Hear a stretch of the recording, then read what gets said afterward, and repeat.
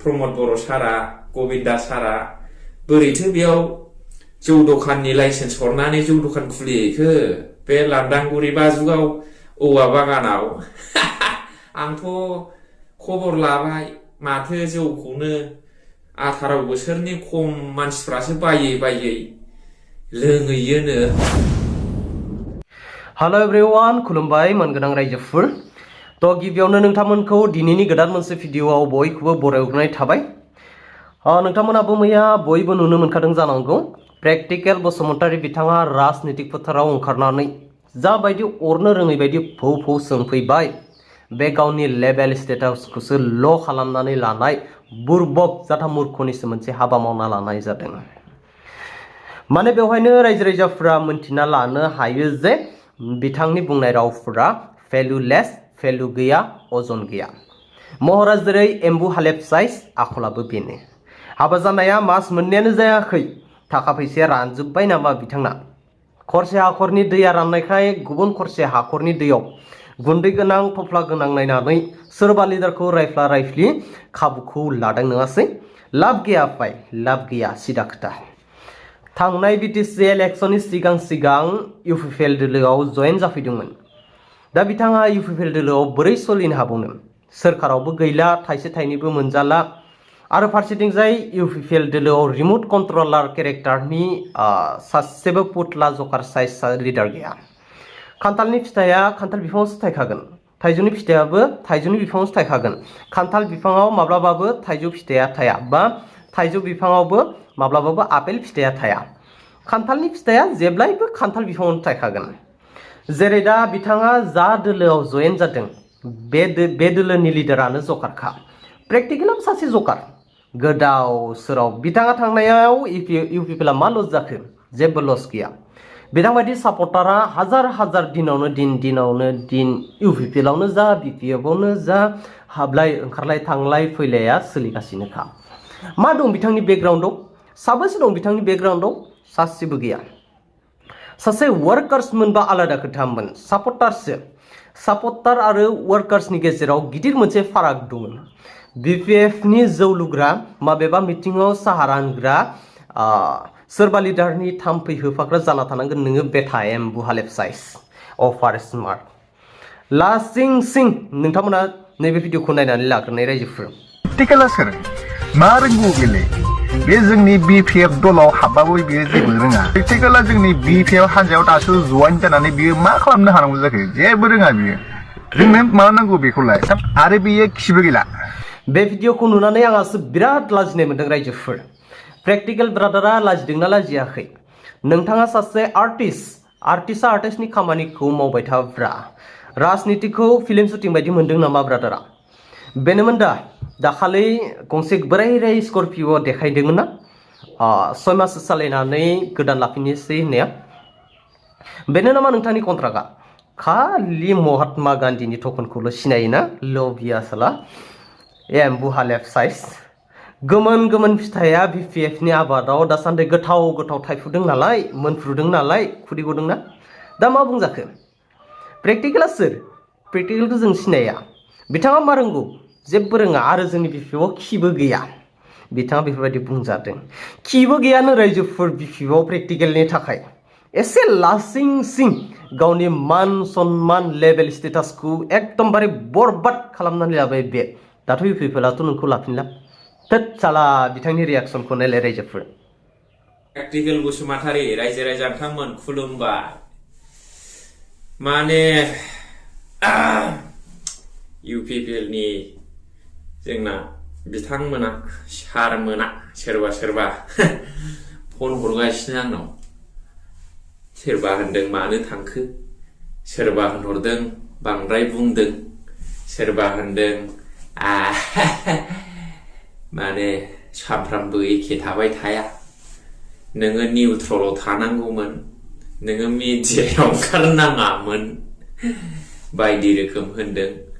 आरो सासे बिपिएफनि नाम लानानै जोंनि बिपिएफआव खि गैला, बियो जेबो खामानिबो मोनला, खामानिबो मोना बियो जेबो रोङा प्रेक्टिकेल बसुमतारिया मा रोंगौ होनदों आरोखि ओमफ्राय आङो सानदों बियो MCLA ना EM ना हाइ कमान्डनि पार्टिनि प्रेसिडेन्ट ना सेक्रेटारि आङो सोंनानै नायबाय जिनिसफोरखौ सोंहरजोबबाय जिनिसानो एखेबारे बेराहरा आरोखि बेस्रा थिगैनो दं बेसि गिदिर कन्ट्रेक्टर बेबा A+ ना A ग्रुपनि ना मानि स्टेटनिखौ मावो ना BTCनिखौ मावो बेबा गाव कन्ट्रेक्टखौ जेबो नङा थिगैनो दं आंहा एथ' फिननाय हरनांगौनि गोनांथि गैया जिखुनु बियो EM नङा MCLA नङा ओरैनो नाबालक मानसि दे BPFनि सापर्टार ना UPPL नानो BPFनि होननानै लादों बुंदों आंथ' मिथिला थिगासे खिन्थु नोङो स्किम बा खामानि होग्रा नङा आं बेखौ मिथिगौ आरो आंनो खामानि होब्लाबो आंहा दुखु मोननाय गैया BPFनि सायाव सोर EMनि मानसि नोंलाय बबे कनस्टिटुएन्सिनि सोर लिडारजों थाफायो बेनाव सोंसाय आंखौ आइदि जोंनि गसाइगावनिफ्राय लानानै रौता गफुरसिमाव BPFनि जेसेबां माहाजोनफोर दं EM MCLAफोर दङ आं बेरायजोब्बायमोन दा बेरायनायालाय माथो बिदि होनथारा बिसोरलाय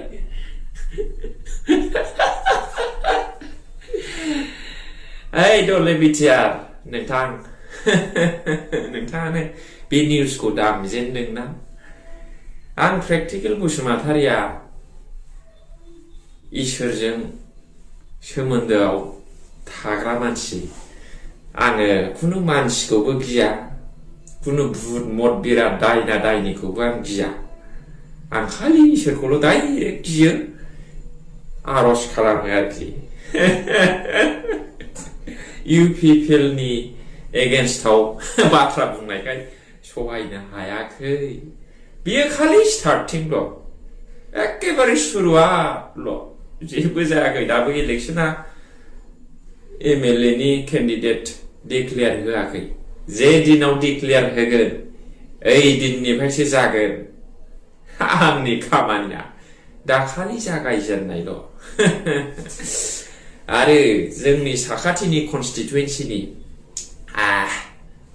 सासे जोंना बाजै बानु नार्जारिया मोनबा 6थासो चेनेलाव पेजनि माबायाव ओरैबादि गाज्रि गाज्रि कमेन्ट हरबाय माबा खाख्रेबनो मोदोम गैयानो माबा जेबो माबा माबि अनेक आंथ' बुंनो लाजियो आरोखि बिदिखौ सासे UPPL आइजो गांखंनि लिडार जानानै मानो बिदि बुंनांगौ जाखो बाजै सना अयनाय जाबाय प्रफाइल पिक्चाराव सिनायथारो गावखौ जारागुरिनि बाजुगावनि होननानै आदा उमुकनि हिन्जाव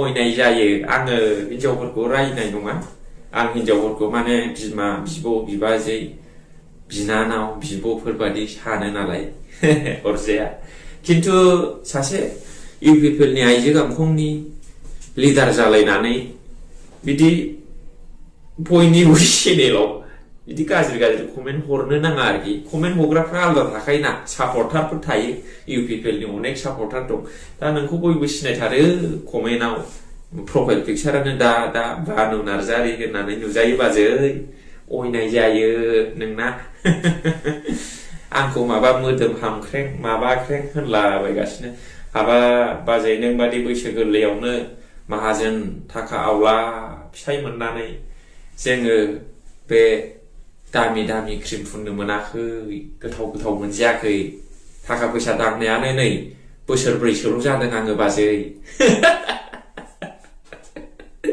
जों खामला मावनानै सान्दुं अखा बाराव खामानि मावनानै फरायबोनाय देरबोनाय मानसिसो बाजै दे आं राया नोंखौ दे बाजै दे थिगैनो दङ ओमफ्राय जोंना आरो बिसोर लागो खाथिनिनो सासे फेसबुक पेज सालायो बेफोरखौ बिराद सापर्ट खालामथारो जोंना आदाया नामखौ मिथिया आङो मानसिखौ सिनायगौ नोंथाङा एथ' समाजनि एरियानि UPPLनि जानानै मोजां खामानि मावनो ओंखारदोंब्ला नोंनि उसुं खाथियावनो प्रमद बर'आ वाइन शप खुलिहैदों औवाबारियाव बे वाइन शपखौ बोरैथो खुलिहोखो नोंसोरलाय बे जारागुरि खैरो बागानाव उन्दै उन्दैफोरखौ जौ लोंहैजोबसै नोंसोरो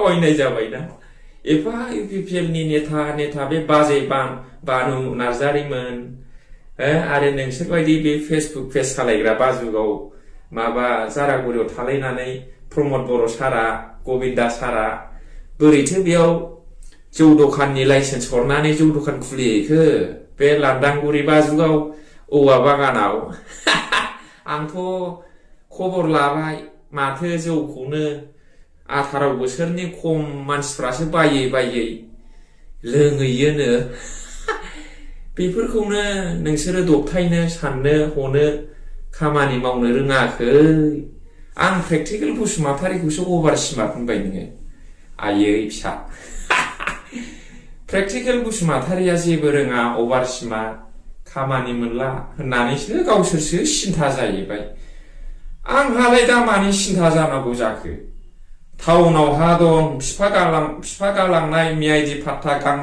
गांथाब हा दङ पस्ट अफिसाव 20 लाख डिपजिट दङ मान्थलि बेथन जायो आङो BPF निफ्राय स्किम मोनलागि दामोन आङो BPF निफ्राय थाखा मोनलागि दामोन आङो बेफोरखौ एथ' लब जानानैथ' फैयाखैना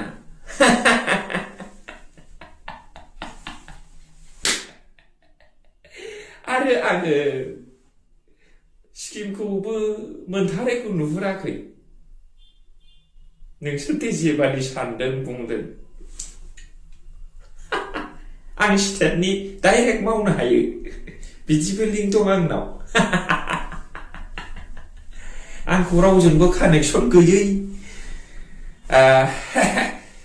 गोहो बोलो गैयै पावारलेस BPF नि नेताफोरजों रावजोंबो लिंक गैयै जेबो लामा गैयै सानखोना माखो आरो बे गफुरनि एसकिं आदा खावब्ला नोंथां बुन्दु हिनजाव रासि नोंथां नोङो UPPLनि ABCD खौ दाखालिसो मोनामसुजेनदों जोङो PCDR काप प्लेट माबा प्लेटनिफ्रायनो दङ बुन्दु गफुरा मैया दाखालिसो भट होजेननो मोनदों एसेयावनो एथ' ट्रेनिं लाबाय नोङो